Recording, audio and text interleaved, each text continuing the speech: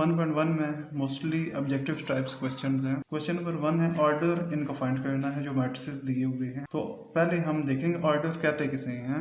Order का formula होता है matrices equal to number of rows multiply by number of a matrices है 2 - 5 3 6। तो इसमें आप देखें कितनी रोज हैं और कितना कॉलम्स हैं। इसमें आप देख सकते हैं 2 रोज हैं 2 कॉलम्स हैं, तो इसका ऑर्डर आपके पास क्या आ जाएगा 2/2। इसी तरह बी है, बी यहाँ पर दिया गया है 2 0 3 5, इसका भी 2/2 हो जाएगा। नेक्स्ट है सी है 2 और 4। तो यहाँ पे आप देखें एक रो है 2 कॉलम्स हैं, तो यहाँ पे इसका ऑर्डर हो जाएगा 1 क्रॉस 2।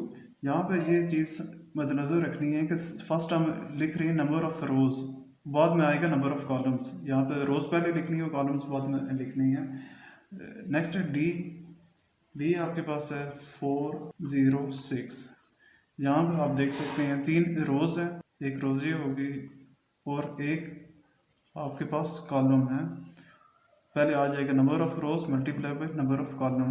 ई आपके पास दिया गया है A B C D E F, तो इसमें आपका आ जाएगा 3/2।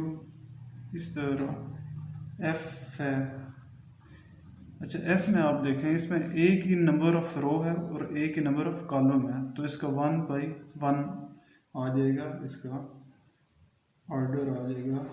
और जी आप देखें आपके पास है 2 3 0 1 2 3 2 4 5।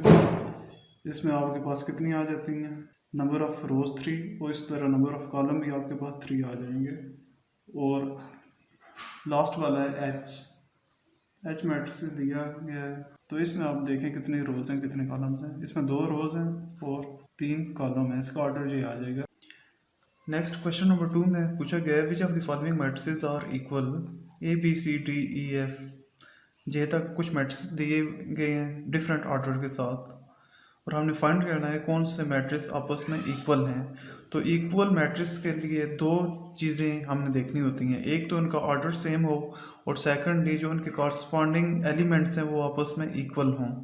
यहाँ पे एक ही एलिमेंट है तो इसका मैट्रिक्स का ऑर्डर क्या आ जाएगा 1/1। इसी तरह मैट्रिक्स बी है, बी को भी देख लेते हैं। बी है 3 5, इसका ऑर्डर क्या आ जाता है, एक रो है 2 कॉलम है 1/2। इसी तरह सी है, सी है 5 - 2 और इसका ऑर्डर आपके पास आ जाता है। यहाँ पे आप देखें 5 - 2 है, तो ये एक ही एलिमेंट है। अगर इसको हम सॉल्व करें तो ये आ जाता है 3, तो इसका ऑर्डर क्या आ जाएगा 1.1। अच्छा आप देखें यहाँ पे मैट्रिक्स ए है और सी है, इन दोनों का आप देखें ऑर्डर भी सेम है, दोनों के एलिमेंट्स भी सेम हैं, तो हम कह सकते हैं कि ए इक्वल टू सी। तो ए और सी आपस में इक्वल है। डी है आपके पास 5 3, इसका ऑर्डर क्या आ जाता है 1/2। अभी हम देखें बी और डी को, बी है 3 5 और ये 5 3 है, दोनों का ऑर्डर तो सेम है लेकिन दोनों के कॉरस्पॉन्डिंग एलिमेंट्स डिफरेंट हैं, तो हम बी और डी आपस में इक्वल नहीं है।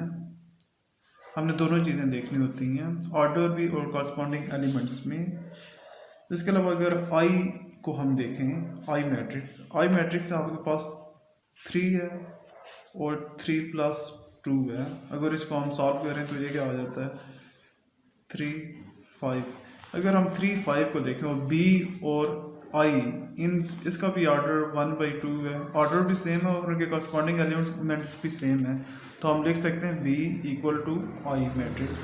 ई मैट्रिक्स है 4 6 0 2, इसका ऑर्डर 2/2 है। इस तरह मैट्रिक्स है जे 2 + 2 2 + 4 2 - 2 2 + 0। अगर इसको हम सॉल्व करें तो ये वही चीज़ आ जाती है 4 6 0 2, इसका भी 2/2 आ जाता है ऑर्डर। ई और जे को अगर देखें तो इनके कॉरस्पॉन्डिंग एलिमेंट्स भी इक्वल हैं और ऑर्डर भी सेम है, तो हम लिख सकते हैं ई इक्वल टू जे। इसी तरह आप यहाँ पे देख सकते हैं एफ मैट्रिक्स और जी मैट्रिक्स, इनके भी ऑर्डर सेम है और इनको अगर जी वाले को हम सॉल्व करें तो इनके एलिमेंट्स भी दोनों के सेम है और जी और एफ ये भी आपस में सेम आते हैं।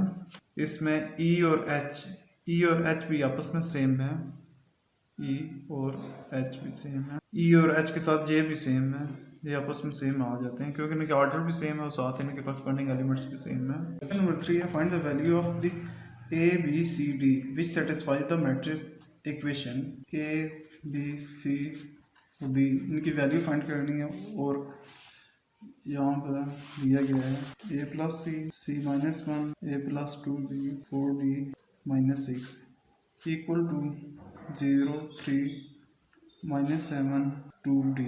यहाँ पे मुख्तलिफ इक्वेशन बन जाएंगे जैसे दिया गया है ये आपस में दोनों आपस में इक्वल हैं, तो इक्वल का ये मतलब है इसका जो एलिमेंट है और इसका सामने वाला एलिमेंट है दोनों आपस में इक्वल हैं, ठीक है। इसमें हमारे पास इक्वेशन आ जाएगी ए प्लस सी इक्वल टू 0, उसी तरह आ जाएगी सी माइनस वन इक्वल टू 3 और ए प्लस 2b इक्वल आ जाएगा -7 और 4d माइनस 6 आपके पास आ जाएगा 2d। ये हमारे पास 1, 2, 3 और 4 इक्वेशन आ जाएंगे। अभी इन चारों इक्वेशन को हमने सॉल्व करना है जिनसे हमारे पास ए बी सी डी की वैल्यू आ जाएगी। सबसे पहले हम देखते हैं कौन सी इक्वेशन है जिसमें सिर्फ ए बी सी डी में से एक c minus one equal to 3। यहाँ से अगर आप सॉल्व करें तो आपको पास c की वैल्यू आ जाएगी -1 है, -1 को अगर हम इक्वेशन की दूसरी साइड पर लेके जाएं तो ये क्या हो जाएगा +1 हो जाएगा, तो यहाँ से c की वैल्यू आ जाएगी 4। अगर इस c की वैल्यू हम पुट करें इक्वेशन नंबर 1 में तो यहाँ से आपके पास वैल्यू आ जाएगी a की वैल्यू आ जाएगी a plus C equal to 0। यहाँ पे c की जो वैल्यू आपके पास आ गई है वो यहाँ पे पुट कर देनी है। अभी ये +4 है, दूसरी साइड पे जाके -4 हो जाएगा, तो इस तरह आपके पास a की वैल्यू भी आ गई है। वहाँ पे अगर हम a की वैल्यू पुट करें तो यहाँ से आपके पास b की वैल्यू आ जाएगी। क्वेश्चन नंबर 3 है a plus 2b equal to -7, a की वैल्यू आप पुट कर दो -4 प्लस 2b इक्वल टू -7। यहाँ पे -4 को आपने दूसरी साइड पर लेके जाना है।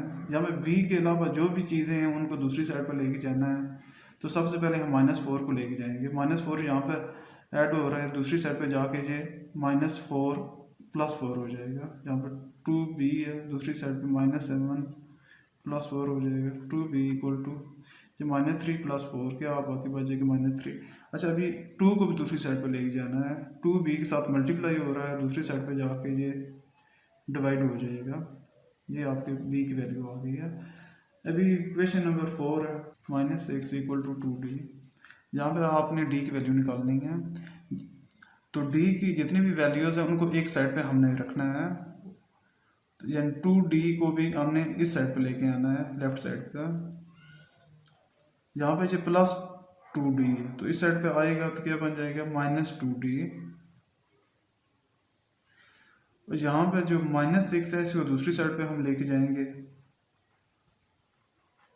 तो ये क्या हो जाएगा +6 हो जाएगा, 4d - 2d + 2d और ये 2 साथ मल्टीप्लाई हो रहा है, नेक्स्ट स्टेप में दूसरी साइड पे जाके डिवाइड हो जाएगा और d की वैल्यू आपके पास आ जाएगी 2।